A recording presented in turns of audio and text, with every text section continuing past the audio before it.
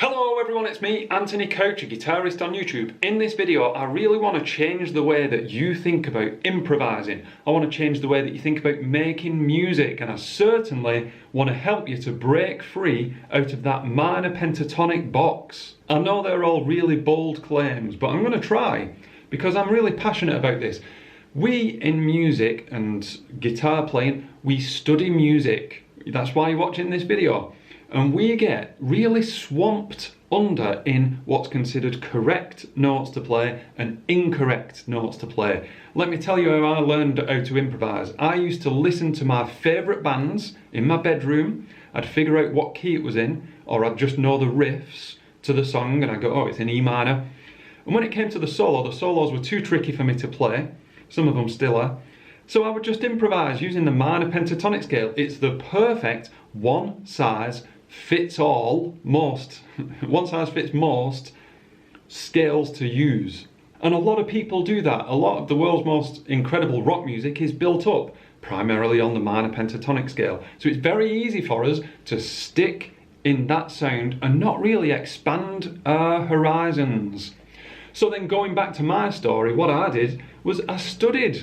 I opened books. Just before the internet was a big thing, I had to read books, and then the internet came, and then I went on websites, and I learned words, weird words like Phrygian and Mixolydian and harmonic minor and all the other stuff.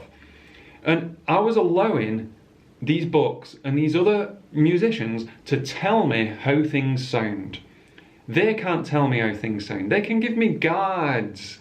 They can give me guidelines, and that's what I want to talk about today. There is no right or wrong in music, and I want you to use your knowledge of the minor pentatonic scale, in this case B minor pentatonic, as a bit of a template for what I'm going to get into. Here's me just playing a B minor pentatonic scale over a B minor backing track, and it's going to sound really good.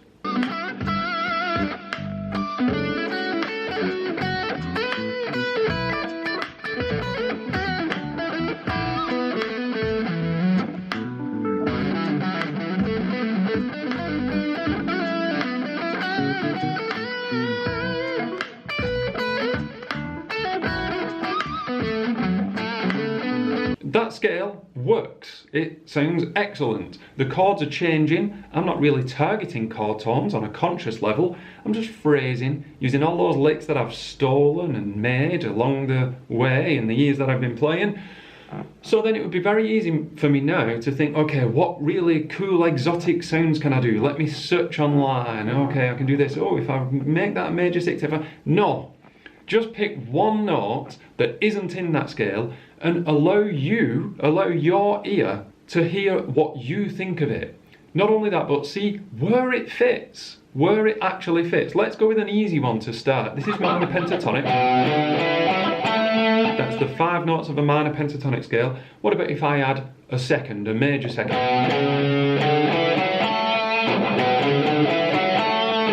So I'm adding a C sharp to the B minor pentatonic scale. It's going to have an effect. It's going to be quite easy to wield.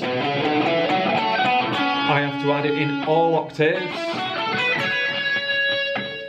Here it is, over the backing track. Me getting to grips with adding the major seconds to the scale.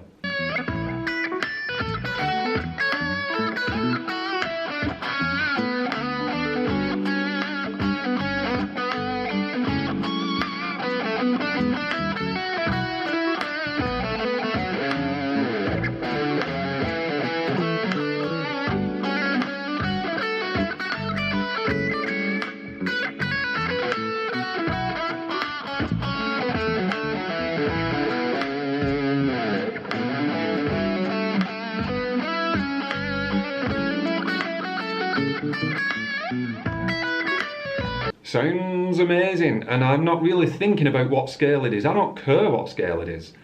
Let's go for something a bit more out there. What about that major sixth? I don't care that some people would say, actually that's Dorian. We don't care about what it's called. Everything's got fancy name in music. We don't care. We're just going to add that major sixth. We're going to add it there, and we're going to add it there.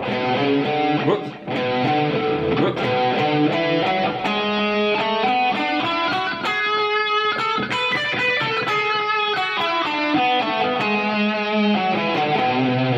just adding the major sixth and allowing me to think, what do I actually think about that note?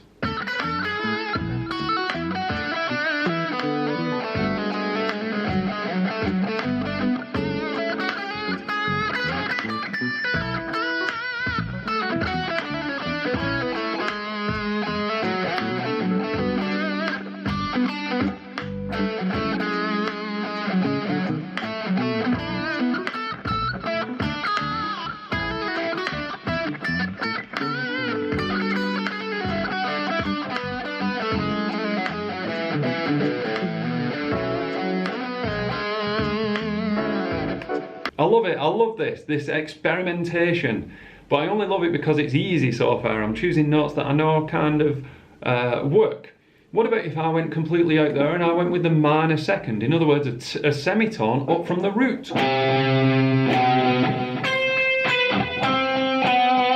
Theorists are gonna say, you're playing Phrygian, or no, I don't care about the theorists today. I love music theory, but today, I don't want to dwell on it.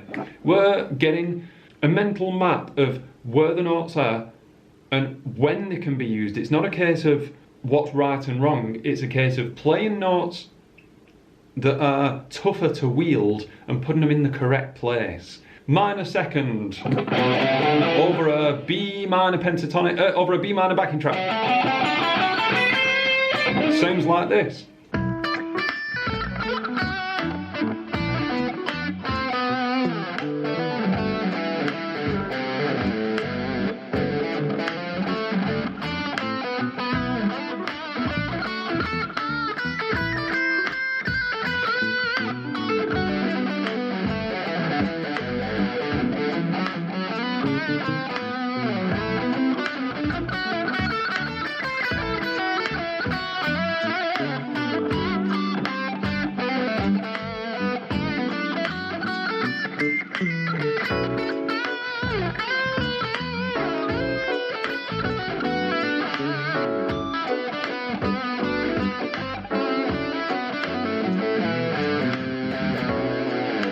Before too long, you start realising that there is a place for every single note over any chord, any backing track. You can make it work. Some people refer to this kind of playing as playing outside.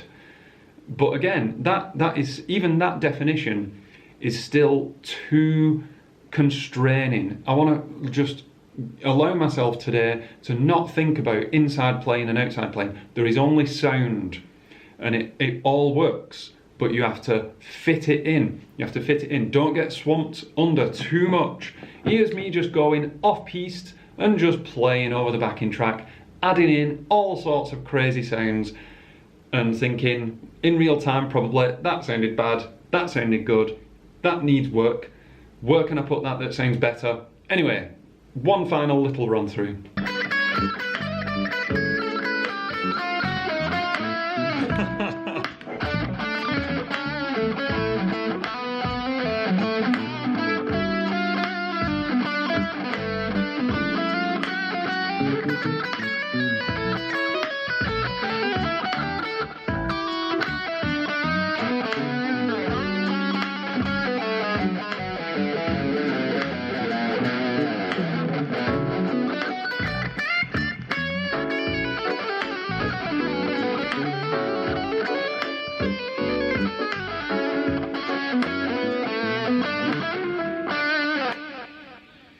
Some of it worked, some of it didn't. I love it. I love the experimentation phase. It's what keeps me coming back to music. It's what keeps me coming back to this thing. And it's what keeps me coming back to YouTube, to try and share it with as many people as possible. I hope that my passion for this stuff does rub off on you and it makes you go, grab your guitar and try this stuff. Thank you so much for watching. Extra special thanks to these names, these patrons. They're making my equipment break, but they're very nice because they help me out over on Patreon, where I do extra videos for every video that comes out on YouTube. I don't know what's going on with my guitar.